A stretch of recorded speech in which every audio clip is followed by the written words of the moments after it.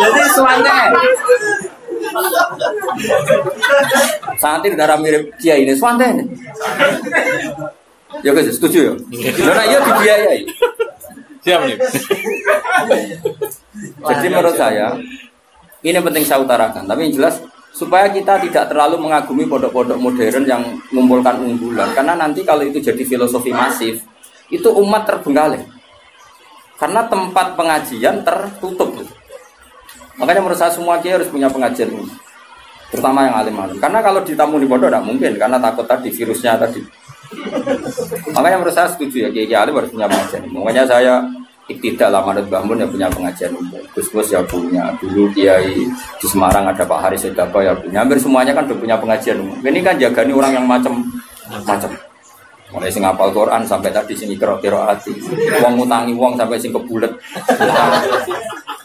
Sing rati bojo sampai bojone loro telu ora kabeh. Macam sing meh pegatan nganti meh wayo ana to. Ya iku mau tarafail laili.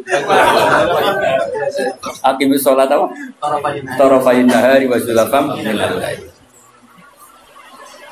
Paham ya? Terus ini penting sekali. Yang penting jangan menolak. Kalimatnya apa? Jangan menolak. Oh, kalau dibajuri lebih ekstrim lagi. Dibajuri itu contohnya gini, contoh murtad ya.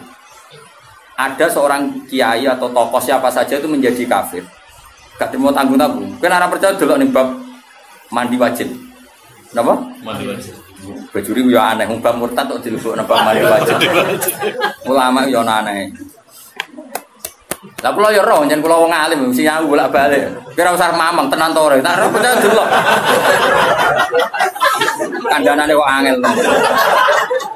Ngarane bab wajib mandi.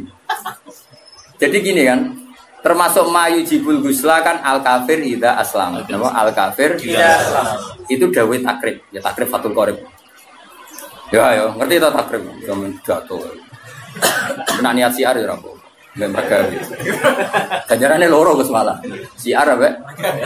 Mereka kan ibadah.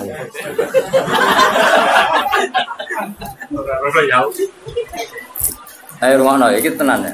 Misalnya kan diantara mayu jibul husla kan iltiqaul fitanen jelas ya kan. Macam-macam lah diantara mayu jibul husla ya. Iltiqaul fitanen terus apa? Junub macam-macam lah.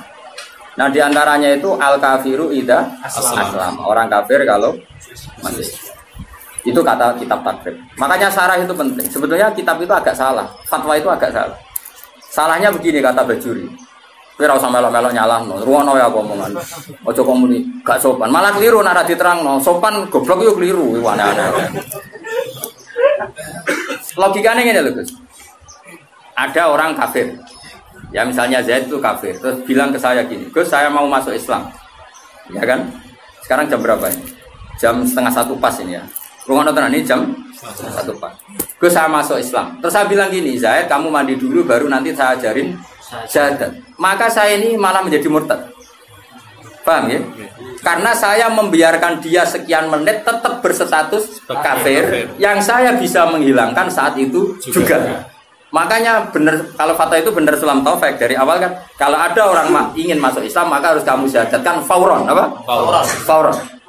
Jelas ya? Bahkan nyuguhin teh aja saya tidak boleh. Bila perlu ngadek-ngadekan Gus. Saya mau syahadat. Raiso Arab Jawa lah.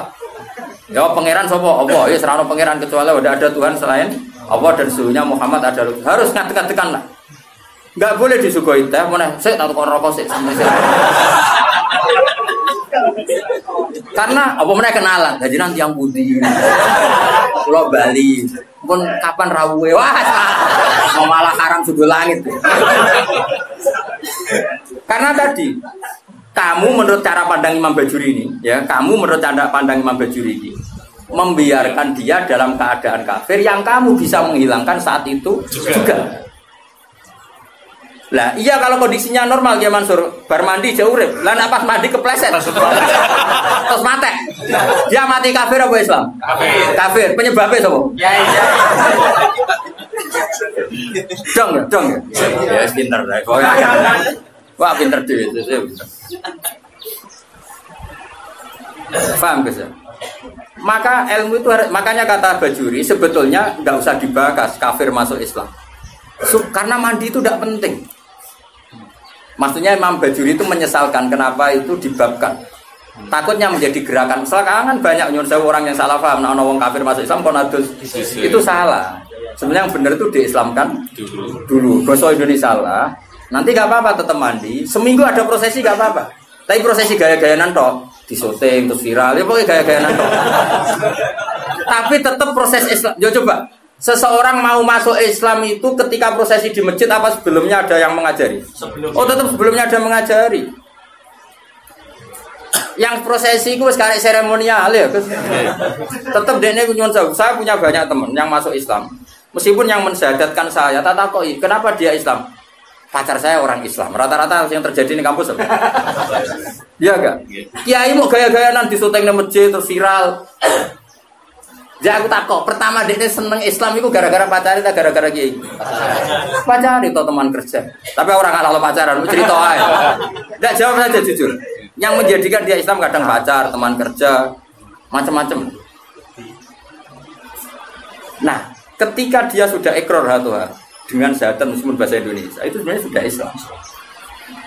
Nah kemudian ada kultur ya, kultur tadi di masjid diviralkan terus prosesi syahadat itu namanya prosesi kan. Nah prosesi Islam itu agar mulai ikrar nah Allah pangeran yaitu dimulai. Nah jika yang pertama ini kok kemudian ngopi riyen atau kenalan riyen ngapunten gitu, ya nanti yang putih terus wah sama. Nah, saya berkali-kali ngajar gitu di kajian di Kudus di mana-mana. Aku pengen analogi dalam kehidupan nyata itu gini. Ono wong gak kecelakaan. Ning dalan kecelakaan. Pas toha itu pasti isu katokan cekak.